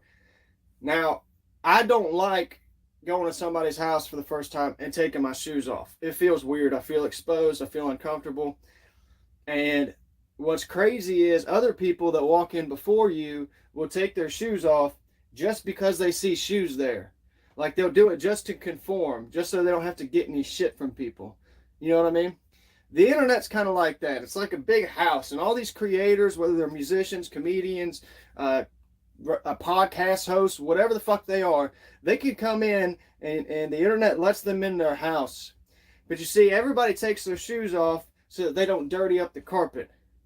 The internet has gone through and cleaned up their house and cleaned their carpet real nice, and these people take their shoes off just so that they don't mess up the carpet. Well, I'm that motherfucker that does not take my boots off. I'm not going to take my boots off just because everybody else took their fucking shoes off. I'm going to tromp through that motherfucker spreading mud everywhere. I mean, Luke, you're acting like you just got caught red-handed at a KKK meeting wearing a XXL robe with the hood on all fucking crooked, holding a can of gasoline, staring at a cross going, "Where have the rebels gone?" dude, you didn't do anything wrong. There's nothing to apologize for, and you know that. And I don't understand how you fucking live like that. Is it for money? I don't get it, bro. I don't get, like, you've already got plenty of money. You're a fucking sellout, Luke. And this is why the mainstream country music industry is gonna die. Because people see this shit. Don't fucking forget where you come from, dude. Don't forget the people that put you in the spot that you are, that listen to your music. And I'm not talking about spring breakers from Washington, D.C. Country boy from the backwoods. I'm talking about real fucking Southern motherfuckers that don't give two shits if somebody's feelings get hurt over a fucking flag that represents their Southern heritage. You were supposed to be our outlaw, bro. You fucked it up. We don't need another pretty boy singing pretty songs. Fake country boys doing country all wrong. I need another Hager or Johnny Cash, somebody to the bagger. Whipping ass, I need a preacher. I need a savior, how about y'all? Can I get a down low? If you're still trying to figure out how to start an online business or how to get people to actually buy from you, Are you trying to figure out how to start an online business? Yeah, Tim is over there. Man, I like that. Or how Man. to- I dig that. I've gotta always keep it real, bro. That was just too perfect. It was a perfect opportunity. I knew it was gonna happen. I knew it, man. I knew like how you somebody else. do- I didn't know it'd be Luke. But I like how you threw what's name in there on the end of it there. Oh, Honest Jake. That's my Oh, favorite Honest part. Jake. Couldn't help myself. Couldn't help it. So, what music do you have coming out in the future? We got a song called "Take Our Country Back." That'll be coming pretty soon. Another one called "Ashes." We've got an EP that'll be coming out within the next couple months. And dude, these next two songs are gonna blow everybody's mind. It's badass. Got some badass features working on with it too. So, they're I'm excited, dude. I'm more excited for these than I've ever been for any kind of anything that I've ever put out. What thought process do you go through when you write a song? Dude, I don't know, man. Like I get this. It starts with an idea, of course, just like anything else, and then I build the idea around the thought. So usually the chorus kind of comes first for me, the hook. It'll come first because that's the center of the song, and then I'll build the verses around that. The verses, I try to do a little more. I try to write a little deeper than other people. Like I try to use metaphors and things that most people wouldn't say. I'm really big. Like it's important to me to be different. I don't want to just write a song that is you could turn on 98.7 FM and listen to anybody else talk about. But I also write stuff that I know I can connect with because I feel like if I've been through something that's important enough for me to write a song about it, there are tons of other people that have been through the same type of thing. And if they can connect with it too, then that's where you win right there. Right. You know what I mean? Oh, I loved your song "Addiction Only." I mean, you killed that. You could tell that was from the heart. Thanks, man. Thank you. Yeah, it was. It was. When I wrote that, that's because I was every word I was dealing with, in my heart and in my head. So And I said this before, and I'm gonna say it again. I haven't met a song yet I don't like of yours. I mean, "Ballad's Full of Ballad," even though it had a funny hook to it. I mean, everything about it was facts. "Home Sweet Home." I mean, that just makes you be proud of America. It's almost like what's that song Lee Greenwood sings? yeah, Everybody sings. yeah. And it's got the same vibe as that. You're proud to be an American. And then "Addiction Only." I mean, you just killed that. I mean, you just laid it all out on the line, which I think was totally awesome. Yeah, that was a fun one, man. It's a good song. It's as far as vocals, and then Who's the video the was female in really that fun to video? shoot. If you go on Instagram, her name's Luna. Dude, she's gonna hate me for forgetting this. Where's she Luna, from? just look up Luna. Where's she from? I think she lives up there. She lives up there in Nashville. Tennessee? Well, she's definitely a hottie. I ain't gonna lie. Tim now. Bruh. Bruh. I'm just saying. So who Yeah, influences you when you're writing? Or who influences you today to motivate you for your drive to put out the music that you dude, this is gonna sound weird when I say this, but a lot of hip hop artists lyrically really? influenced me. Yeah, because they, when it comes to people putting music out today, um, they're like almost the only ones that I'm talking about the independent game. They're almost the only ones that, for example, Jelly Roll. Uh, I really connect with his music on a big level. Uh, they're writing about stuff that's real, and yeah, they're rapping, but if you listen to their lyrics, you can connect with their lyrics, and Oh, they're also Jelly. masters. They're masters at metaphors, using lyrics with double meanings. They're master lyricists, and so when I'm writing, uh, like I listen to a lot of hip hop because they're smart, man. They're really, really smart, and they're really, really good writers. So you I don't don't listen to listen to country that mainstream. much? Mm, I do, but it's like '90s country and behind. I don't listen to current country, Okay. I like don't either. almost ever, It sucks. almost ever. Yeah, I listen to '90s country and behind a lot. Like I'll go if depends on what mood I'm in. Like I'll put on George Jones radio on Spotify. You know what I mean, and put him on. Now, like He's one of my favorites. my wife, she cannot stand modern day country. She's more of like a John Michael Montgomery, the earlier Tim McGraw kind of stuff, right? Yeah. And when you came out with Home Sweet Home, Cashville actually sent me the link to the song before you released it. He said, "Don't show anybody." I was like, "Okay." He said, "I just want to get your opinion." So I was sitting in my garage and I was playing it on my phone, and my wife came out to interrupt me as always. But when she opened the door, she paused and she just stood there. She goes, "Who you listening to?" I said, "This is that kid Austin I was telling you about, who wrote Palace Full of Ballads." Bruh, she fell in love with that song. Oh my God. And for like every day for like 3 weeks. When's he coming out with a new song? When's he coming out with a new song? When's he coming out with a new song? I'm like, damn, you sound like you're more in love with this kid than you are with me. We're gonna have to fight. Yeah. I mean, she fell in love Yeah. with your voice. And like I said, Awesome, man. Hell yeah. she does not like country, but man, she fell in love with your voice. Well, country music, man, as far as inspiration, today's country only has so much to offer. I mean, they all recycle the same shit over and over again. Yeah. And I had to find inspiration somewhere else. And so that's where it came from. And dude, I'm glad I did because it opened my mind up, bro. Like, if you can mix the style of writing that these hip hop artists use, and, and I know, you got country rappers that do it, but I'm talking about hip hop in general, whether they're country rappers or not, that style of writing into just a country song and express your feelings that way and have that level of writing, then you're on a whole you can change the game. You go to a whole new level. You know what I mean? Because I mean that's just my opinion. They're the best writers. They have to fit so many words and so many points into one song because they're speaking them so fast. It's they got to have a certain skill set to write like that. You know? I've said this before to you, and I'm gonna say it again. But I would love to hear you be on the track with New Breed and Jesse Howard. Oh my God, you want to talk about a banger? What do you think, Mikey? Oh, I think it would be a banger. I definitely think it would be a banger. I'm definitely down for it, man. We just gotta hook it up. I keep forgetting every time you bring it up. I forget because I get sidetracked. But yeah, Well, we gotta maybe hook it we up. can link you all up on the 9th because we're going to go see New Breed and Jesse Howard on that time too.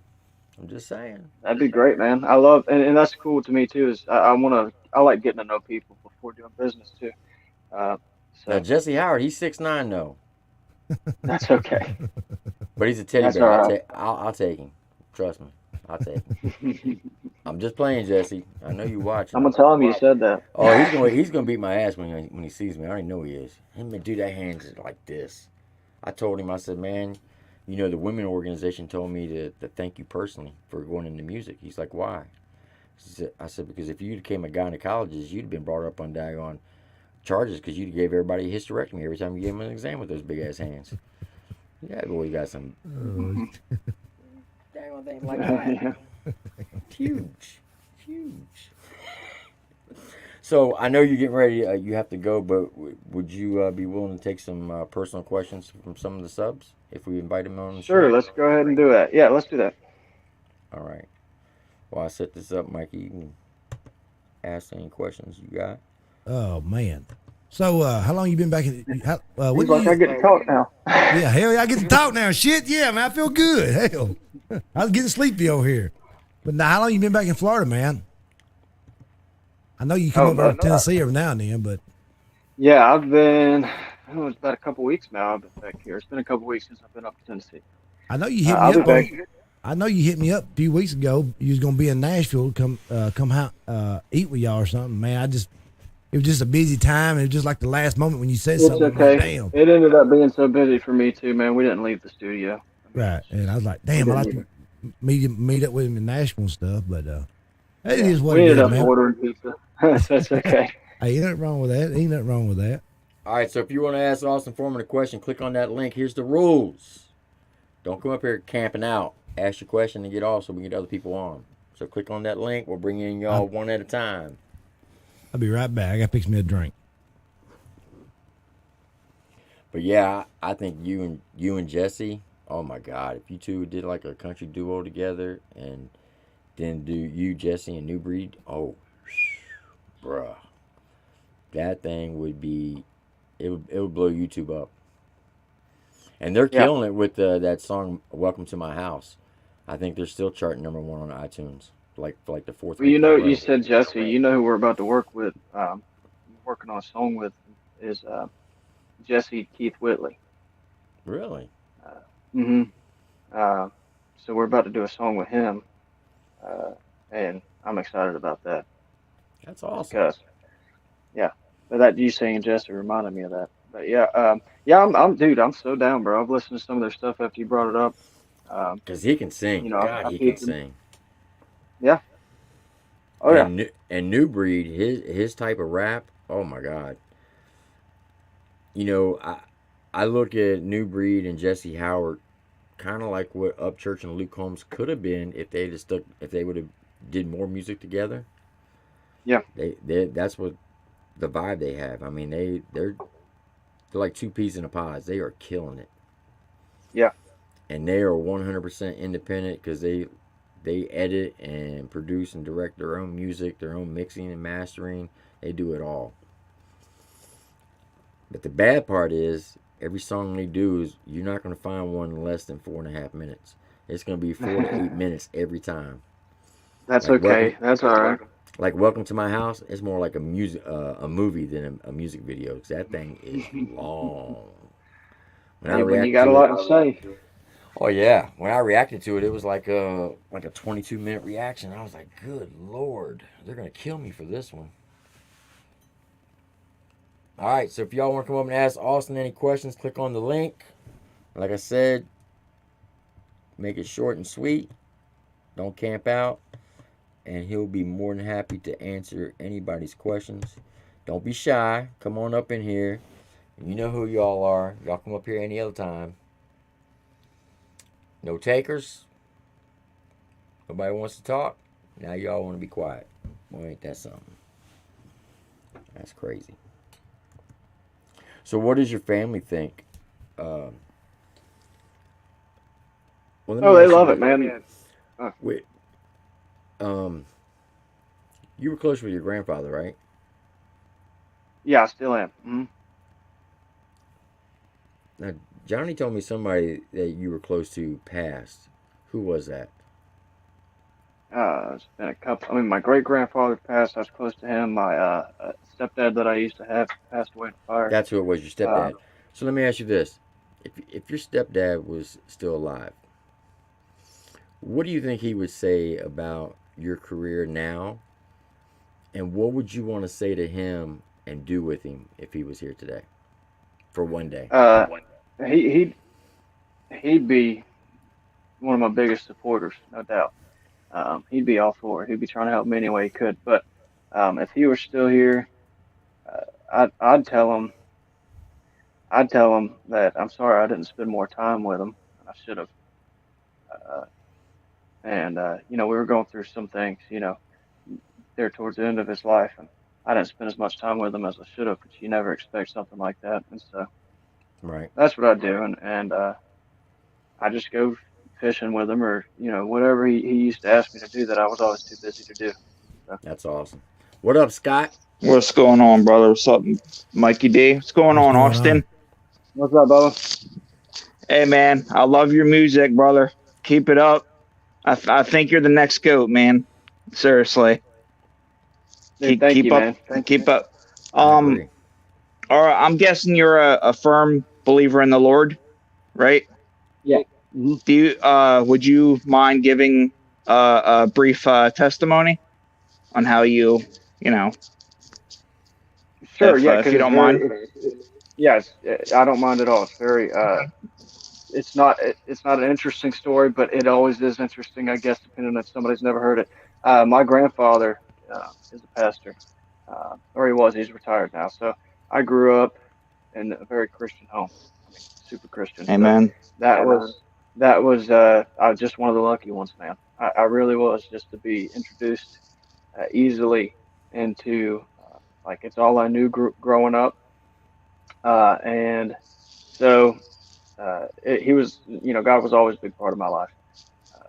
And, just like everybody else, I had to learn my own way.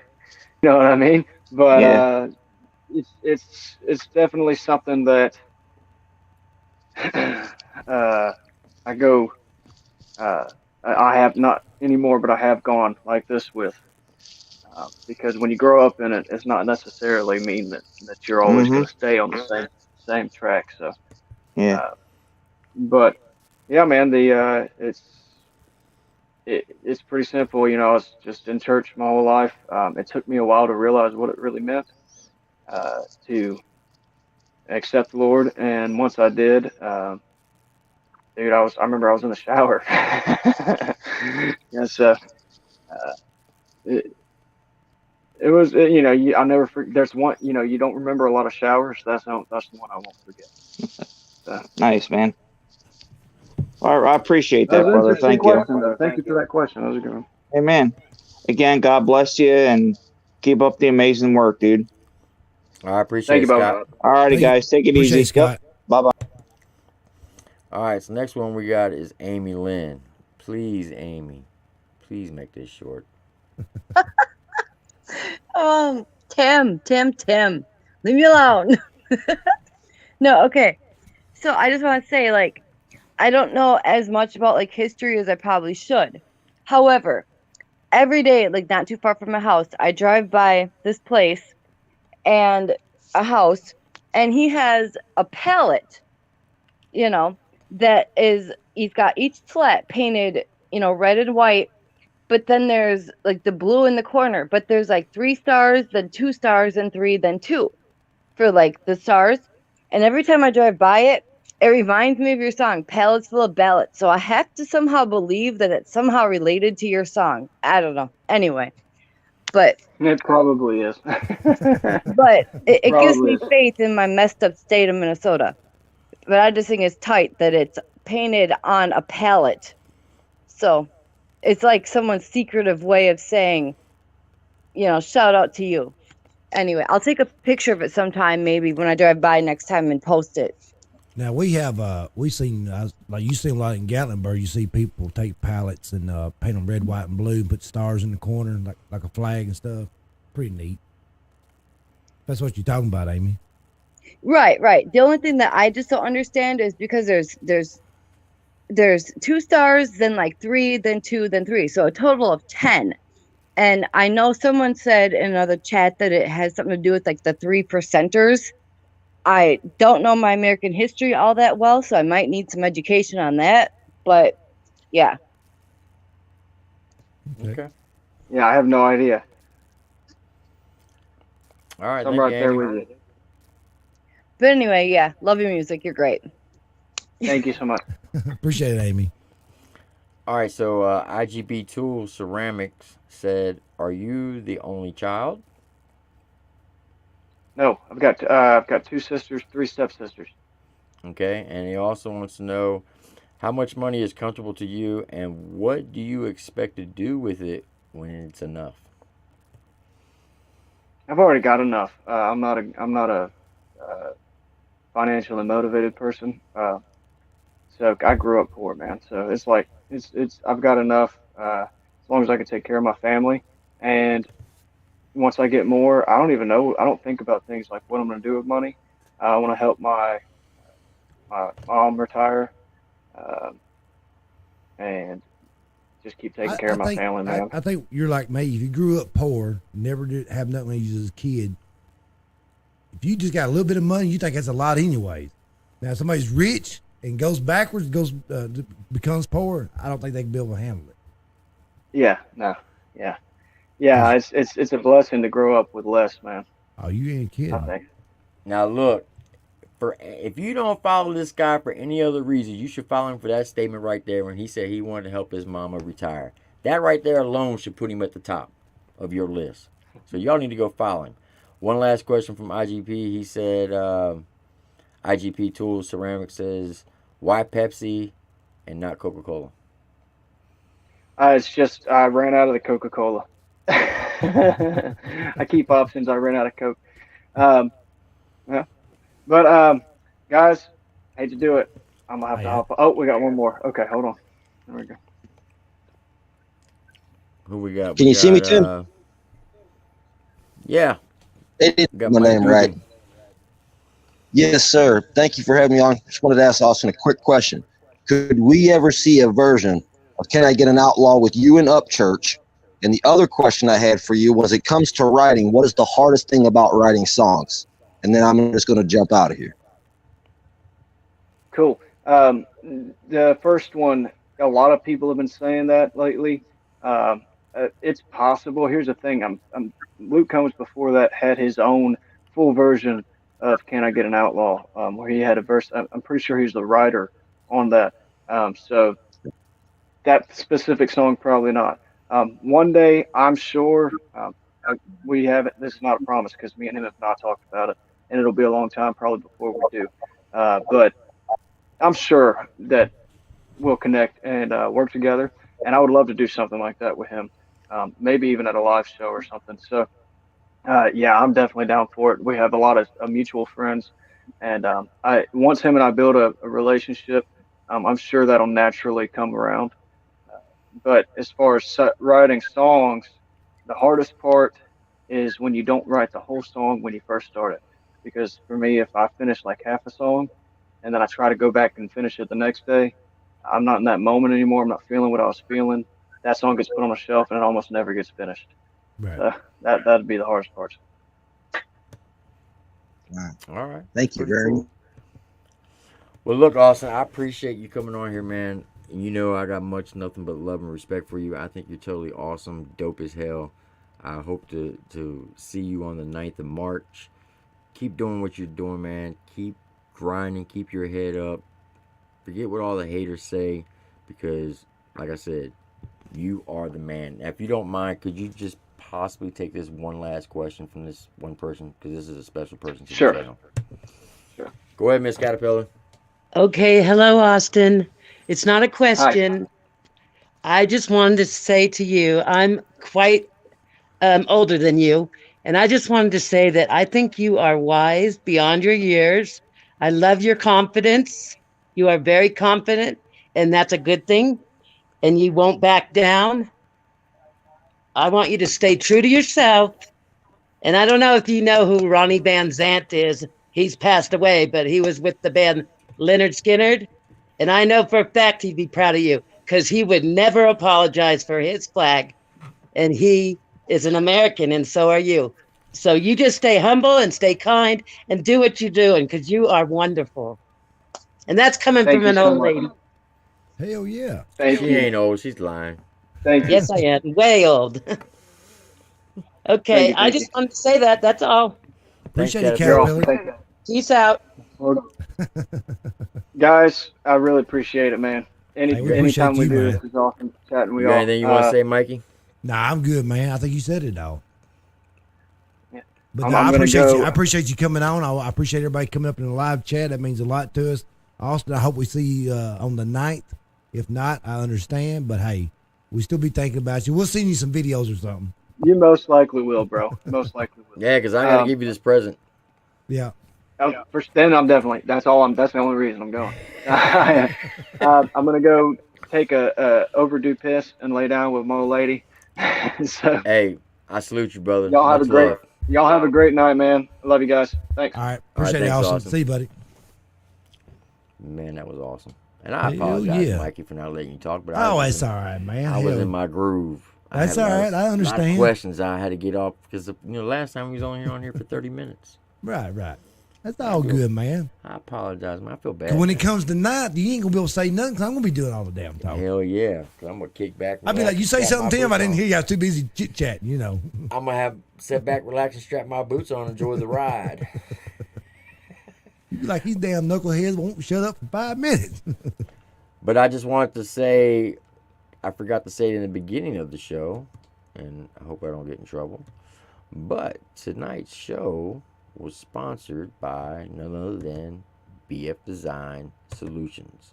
So if you have a design that you want to get put out, whether it be on a napkin, paper towel, or say a hoodie or a t-shirt, go hit up BF Design Solutions and they can do all your designs that you want, even if you have some type of advertisements.